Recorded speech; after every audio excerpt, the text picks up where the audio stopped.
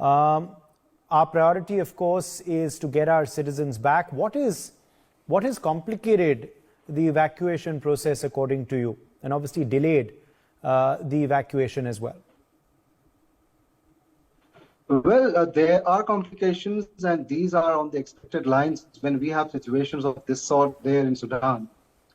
As many panelists said, and we know our past record as well, that we are quite experienced and capable of handling situations of these kinds, especially the crisis that we have.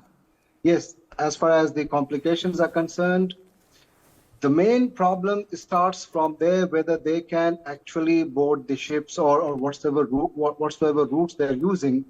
Once it starts from there, for example, if they come to Jeddah, for example, right now I'm in Jeddah, okay? And I have heard that there are lots of preparations going on in the International Indian School Jeddah, which is around, less than a half kilometer away from my residence. And I know they are well prepared. The teachers, male teachers, female teachers, and others have been given their duty chart 24/7 to be ready. Hopefully, I think today they are going to receive some, Indian citizens from their stranded Indians there in Sudan. So the first problem is there, as your question is, that if they start, boarding the ship or taking the routes. Let me tell you one more thing, since I'm in Jeddah, and there is a connection there between Sudan and Jeddah at this moment, especially in terms of Indian diplomacy. The ambassador there in Sudan right now is B.S. Mubarak. And he was the Consul General of India in Jeddah, in the Consul General of India here in Jeddah. And he was quite active, especially during the stampede that happened during Hajj in 2015. And I had the opportunity to work with him from the Indian community side. And we saw that how patiently, how nicely this person handled everything. So through your channel, I want other viewers to understand and to know that we have an experienced diplomat there in Sudan. I know the situation is such that even they must be struggling that how they can protect themselves, but their priority is to protect and save the Indian citizens first. So I think he will try his best and with his team to give the best services. I was listening to Mahin as well, the blogger who is in Sudan.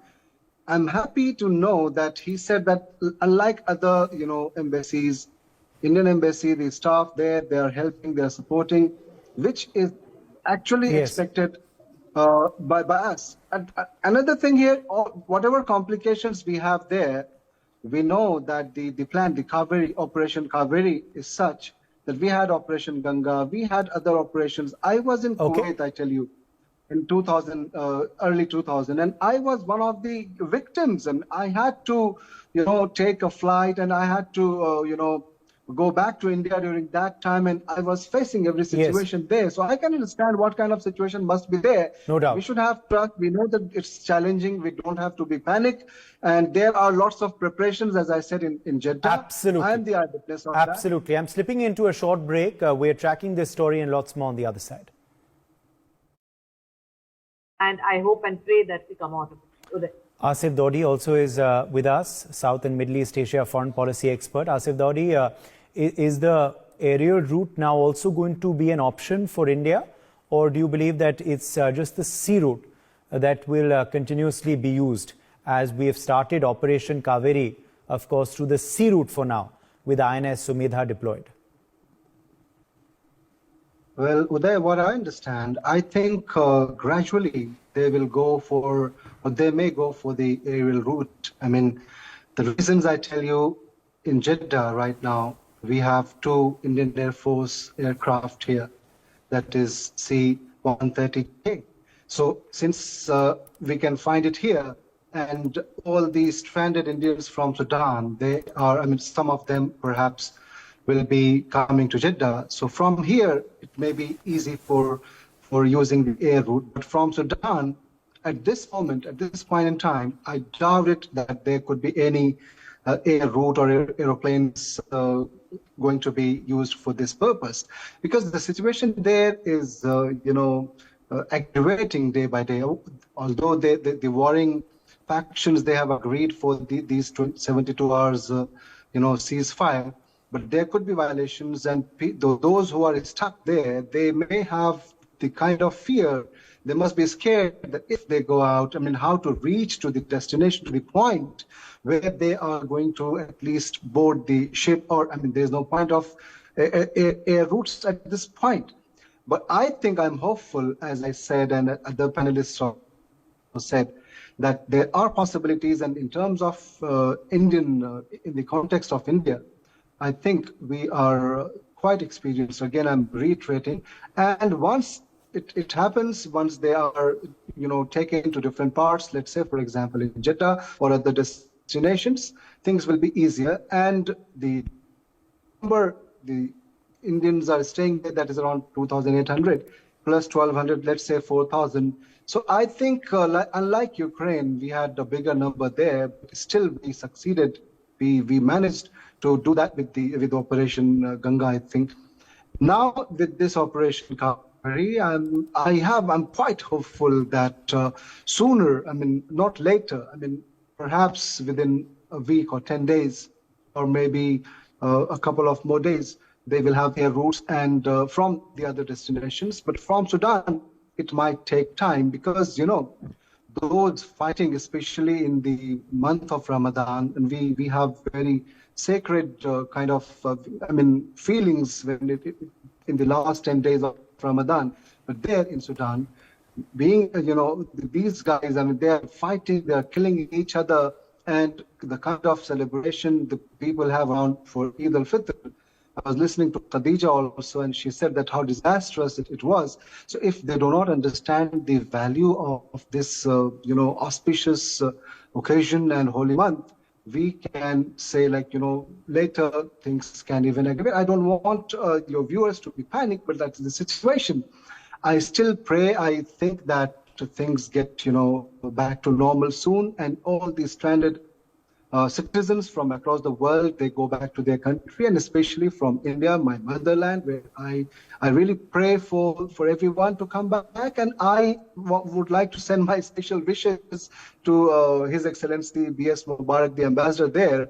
As I said, I had worked with him for quite a long time in Jeddah, so he's capable, and I want to give him, invigorate him by if he or his team is listening to me or others, I'm sure they will be succeeding, and they can do really best. And I would like to connect this with you, to what is happening in Jeddah. Once again, rest assured, the viewers, if you have your relatives there in Sudan, if they are stuck and if they are coming to Jeddah, I can say, as an eyewitness, that proper care will be it will be given to all of your relatives. And if you're done and you're stuck there, you're watching NewsX now, rest assured that things are all set for you 24/7. All for special arrangements for women and healthcare, other things. The volunteers are there. The school management is there. Right now. I spoke to the chairman of the school before I came to this debate. His name is Zia, and I spoke to the acting principal, Mr. Abdul Haq, and the administrative officer, Mr. Razan.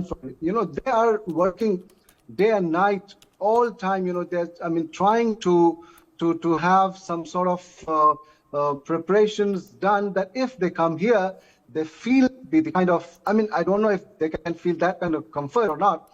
But there is the kind of assurance that they will be taken care and they will be sent back to India properly. I wish that what is happening there in Sudan, it should de-escalate. Other governments are also trying.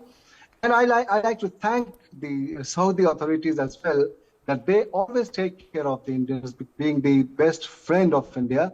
So I am blessed that I'm in Saudi Arabia, I'm in Jeddah, and I'm, talking about India and distressed Indians there on NewsX, and I really thank you for raising these issues, Uday and your team.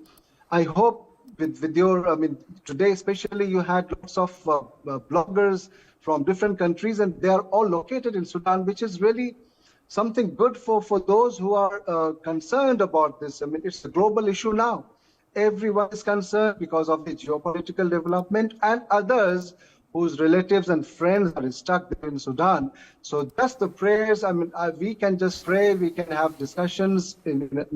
I had been into different panel, yesterday and today.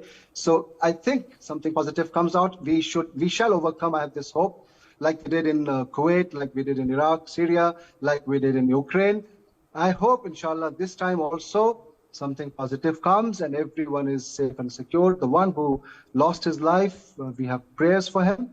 And I think, something positive later on. We are not going to celebrate, but we are hopeful that things are good. I mean, with the help of the Kaveri, Operation Kaveri and the team working around, some good results will also come and air routes will also start. This is the my personal expectation and hope, and I request the government also to keep doing the good things that they're doing. Thank you, Uday. Yes, Wing Commander.